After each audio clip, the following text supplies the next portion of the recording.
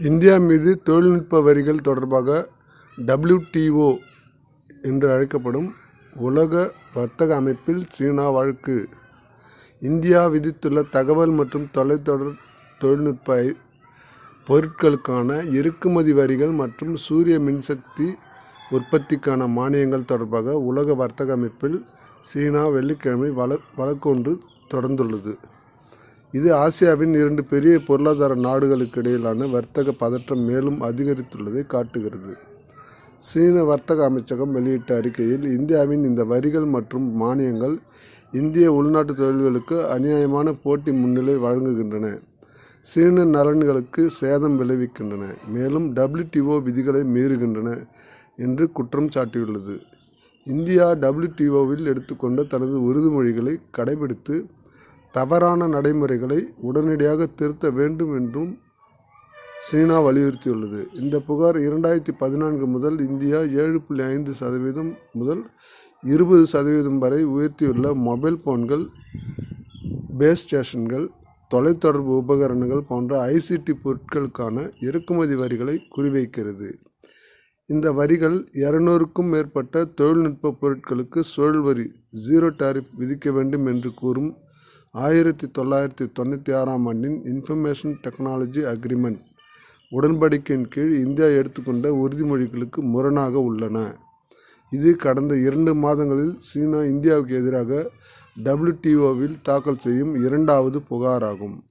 அக்டோபரில் மின்சார வாகனங்கள், பேட்டரிகள் மற்றும் கார் உற்பத்திக்கான இந்தியாவின் ப்ரொடக்ஷன் லிங்க் இன்சென்டிவ் திட்டங்களை சீனா சவால் செய்தது.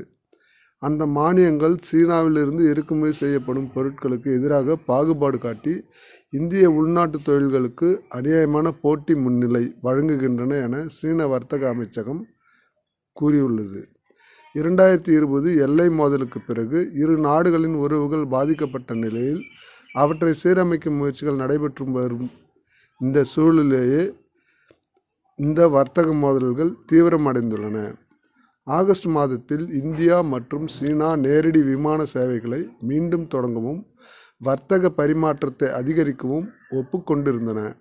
இந்த WTO வழக்குகள் இரு நாடுகளுக்கு இடையிலான ஆழமான கட்டமைப்பு சார்ந்த பதற்றங்களை வெளிப்படுத்துகின்றன. 2024-25 நிதியாண்டில் இந்தியாவின் சீனாவுடனான வர்த்தக பற்றாக்குறை $99.2 பில்லியன் உயர்ந்துள்ளது. இதில் சீனாவிலிருந்து இறக்குமதி $113.45 பில்லியன் இந்தியாவின் ஏற்றுமதி வெறும் $14.25 பில்லியன் இருந்தது. குளோபல் ட்ரேட் ரிசர்ச் இனிஷியேட்டிவ் கணிப்பின்படி இந்த பற்றாக்குறை 2025இல் $106 பில்லியன் மேலும் அதிகரிக்க வாய்ப்புள்ளது. இந்தியாவின் சீனாவிலிருந்து வரும் இறக்குமதிகளில் சுமார் 80% மின்சாதனங்கள், இயந்திரங்கள், கரிம ரசாயனங்கள் மற்றும் பிளாஸ்டிக் பொருட்களாக குவிந்துள்ளன. இதனால் சீன விநியோக சங்கிலிகளின் மீது அதிக சார்பு இருப்பதாக நியூ டெல்லியில் கவலை எழுந்துள்ளது.